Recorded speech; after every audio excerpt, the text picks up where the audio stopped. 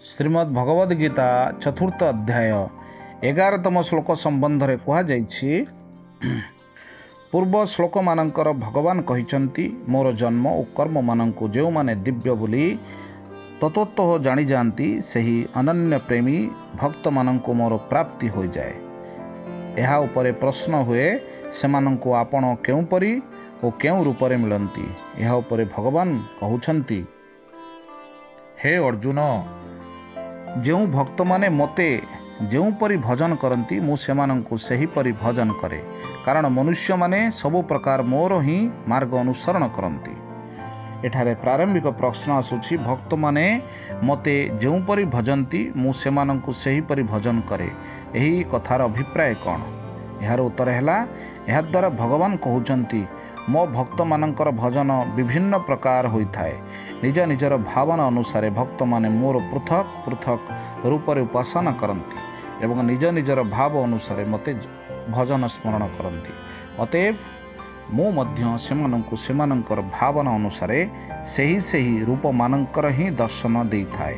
ଶ୍ରୀ ବିଷ୍ଣୁ ରୂପର ଉପାସନା କରୁଥିବା ଲୋକମାନଙ୍କୁ ମୁଁ ଶ୍ରୀ ବିଷ୍ଣୁ ରୂପରେ, ଶ୍ରୀରାମ ରୂପରେ ଉପାସକଙ୍କୁ ଶ୍ରୀରାମ ରୂପରେ, ଶ୍ରୀକୃଷ୍ଣ ରୂପରେ ଉପାସକଙ୍କୁ ଶ୍ରୀକୃଷ୍ଣଙ୍କ ରୂପରେ, ଶ୍ରୀ ଶିବ ରୂପରେ ଉପାସକଙ୍କୁ ଶ୍ରୀ ଶିବ ରୂପରେ, ଶ୍ରୀ ଜଗନ୍ନାଥ ରୂପରେ ଉପାସକଙ୍କୁ ଶ୍ରୀ ଜଗନ୍ନାଥ ରୂପରେ, ଦେବୀ ରୂପରେ ଉପାସକଙ୍କୁ ଦେବୀ ରୂପରେ ଏବଂ ନିରାକାର ସର୍ବବ୍ୟାପୀ ରୂପର ଉପାସକଙ୍କୁ ନିରାକାର ସର୍ବବ୍ୟାପୀ ରୂପରେ ହିଁ ମିଳେ।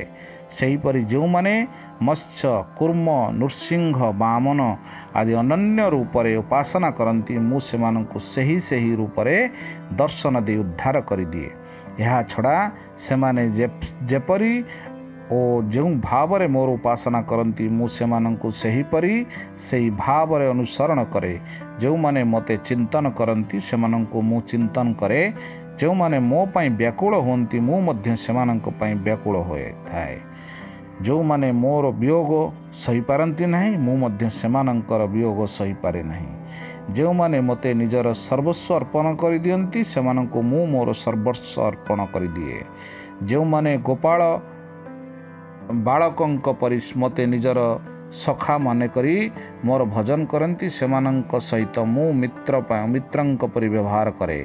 ଯେଉଁମାନେ ନନ୍ଦ ଯଶୋଦାଙ୍କ ପରି ମୋତେ ପୁତ୍ର ବୋଲି ଧରିନେଇ ଭଜନ କରନ୍ତି, ସେମାନଙ୍କ ସହିତ ମୁଁ ମଧ୍ୟ ପୁତ୍ର ପରି ବ୍ୟବହାର କରି ସେମାନଙ୍କର କଲ୍ୟାଣ କରେ। ଠିକ୍ ସେହିପରି ରୁକ୍ମିଣୀଙ୍କ ପରି ମୋତେ ପତି ବୋଲି ବୁଝି ଭଜନ କରୁଥିବା ଲୋକଙ୍କ ସହିତ ପତି ପରି, ହନୁମାନଙ୍କ ପରି ମୋତେ ପ୍ରଭୁ ବୋଲି ବୁଝି ଭଜନ କରୁଥିବା ଲୋକଙ୍କ ସହିତ ପ୍ରଭୁଙ୍କ ପରି ଏବଂ ଗୋପୀମାନଙ୍କ ପରି ମଧୁର୍ଯ୍ୟ ଭାବର ଭଜନ କରୁଥିବା ଲୋକଙ୍କ ସହିତ ପ୍ରିୟତମ ପରି ବ୍ୟବହାର କରି ମୁଁ ସେମାନଙ୍କର କଲ୍ୟାଣ କରେ ଓ ସେମାନଙ୍କୁ ଦିବ୍ୟ ଲୀଳା ରସ ଆସ୍ୱାଦନ କରିଥାଏ।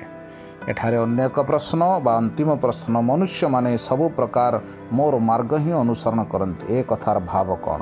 ଏହାର ଉତ୍ତର ହେଲା, ଏହାଦ୍ୱାରା ଭଗବାନ କହୁଛନ୍ତି, ଲୋକେ ମୋତେ ଅନୁସରଣ କରନ୍ତି। ତେଣୁ ମୁଁ ଯଦି ପ୍ରେମ ଓ ସୌହାର୍ଦ୍ଦ୍ୟପୂର୍ଣ୍ଣ ବ୍ୟବହାର ପ୍ରଦର୍ଶନ କରିବି, ତେବେ ଲୋକେ ମଧ୍ୟ ମୋ ଦେଖାଦେଖି ମୋ ପରି ନିଃସ୍ୱାର୍ଥ ଭାବରେ ପରସ୍ପର ଯଥାଯୋଗ୍ୟ ପ୍ରେମ ଓ ସୌହାର୍ଦ୍ଦ୍ୟ ରଖି ବ୍ୟବହାର ପ୍ରଦର୍ଶନ କରିବେ। ଅତଏବ ଜଗତରେ ଏହି ନୀତିର ପ୍ରଚାର ନିମିତ୍ତ ମଧ୍ୟ ଏପରି କରିବା ମୋର କର୍ତ୍ତବ୍ୟ, କାରଣ ଜଗତରେ ଧର୍ମ ସ୍ଥାପନା ପାଇଁ ମୁଁ ଅବତାର ଧାରଣ କରିଥାଏ।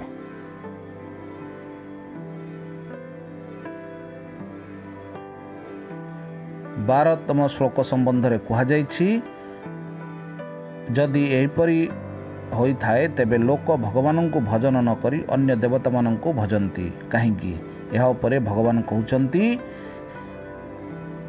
ଏହି ମନୁଷ୍ୟ ଲୋକରେ କର୍ମ ଫଳ ଆକାଂକ୍ଷା କରୁଥିବା ଲୋକେ ଦେବତାମାନଙ୍କୁ ପୂଜା କରନ୍ତି, କାରଣ ସେମାନଙ୍କୁ କର୍ମରୁ ଉତ୍ପନ୍ନ ହେଉଥିବା ସିଦ୍ଧି ଶୀଘ୍ର ମିଳିଯାଏ।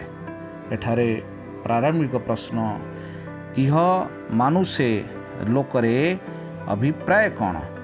ଉତ୍ତର ହେଲା, ଯଜ୍ଞାଦି କର୍ମ ଦ୍ୱାରା ଇନ୍ଦ୍ରାଦି ଦେବତାମାନଙ୍କୁ ଉପାସନା କରିବାର ଅଧିକାର କେବଳ ମନୁଷ୍ୟ ଯୋନିରେ ଅଛି, ଅନ୍ୟ ଯୋନିମାନଙ୍କରେ ନାହିଁ।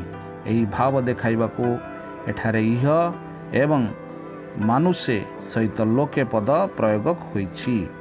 ପ୍ରଶ୍ନ କର୍ମଫଳ ଆକାଂକ୍ଷା କରୁଥିବା ଲୋକେ ଦେବତାମାନଙ୍କୁ ପୂଜା କରନ୍ତି କାରଣ ସେମାନଙ୍କୁ କର୍ମର ଉତ୍ପନ୍ନ ହେଉଥିବା ସିଦ୍ଧି ଶୀଘ୍ର ମିଳିଯାଏ।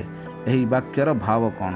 ଏହାର ଉତ୍ତର ହେଲା ଏହାଦ୍ୱାରା ଭଗବାନ କହୁଛନ୍ତି ଯେଉଁମାନଙ୍କର ସାଂସାରିକ ଭୋଗରେ ଆସକ୍ତି ରହିଛି, ଯେଉଁମାନେ ନିଜ କୃତ କର୍ମମାନଙ୍କର ଫଳକୁ ସ୍ତ୍ରୀ ପୁତ୍ର ଧନ ଗୃହ ବା ମାନ ବଡ଼ିମା ରୂପରେ ପାଇବାକୁ ଇଚ୍ଛା କରନ୍ତି, ସେମାନଙ୍କର ବିବେକ ଜ୍ଞାନ ନାନା ପ୍ରକାର ଭୋଗ ବାସନାରେ ଆବୃତ ହୋଇ ରହିଥିବାରୁ ସେମାନେ ମୋର ଉପାସନା ନ କରି କାମନା ପୂର୍ଣ୍ଣ କରିବାକୁ ଇନ୍ଦ୍ରାଦି ଦେବତାମାନଙ୍କର ହିଁ ଉପାସନା କରିଥାନ୍ତି।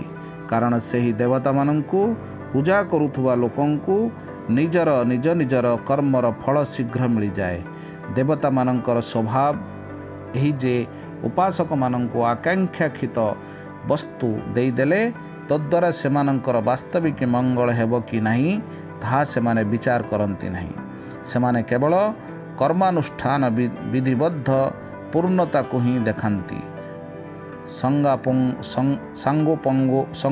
ସଙ୍ଗୋପାଙ୍ଗ ଅନୁଷ୍ଠାନ ସିଦ୍ଧ ହୋଇଗଲେ ଯାହା ସେମାନଙ୍କର ଅଧିକାରଭୁକ୍ତ ହୋଇଥାଏ ଏବଂ ଯାହା ସେହି କର୍ମାନୁଷ୍ଠାନ ଫଳ ରୂପରେ ପ୍ରାପ୍ୟ ହେବାର ବିହିତ ଅଟେ, ଦେବତାମାନେ ସେହି ଫଳ ଦେଇଦିଅନ୍ତି। କିନ୍ତୁ ମୁଁ ସେପରି କରେ ନାହିଁ।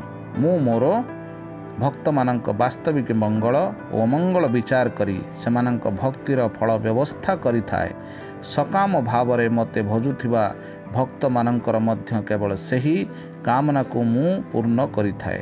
ଯାହା ପୂର୍ଣ୍ଣ ହୋଇଗଲେ ସେମାନଙ୍କର ସାଂସାରିକ ବିଷୟରେ ବୈରାଗ୍ୟ ଜାତ ହୋଇ ମୋ ଠାରେ ପ୍ରେମ ଓ ବିଶ୍ୱାସ ବଢ଼ିବାକୁ ଲାଗିବ। ଅତଏବ ମୋର ଭକ୍ତିର ଫଳ ଶୀଘ୍ର ମିଳୁନଥିବା ଦେଖି ଶୀଘ୍ର କର୍ମଫଳ ପାଇବା ଲୋଭରେ ମନ୍ଦ ବୁଦ୍ଧି ମନୁଷ୍ୟମାନେ ଅନ୍ୟ ଦେବତାଙ୍କୁ ପୂଜା କରନ୍ତି।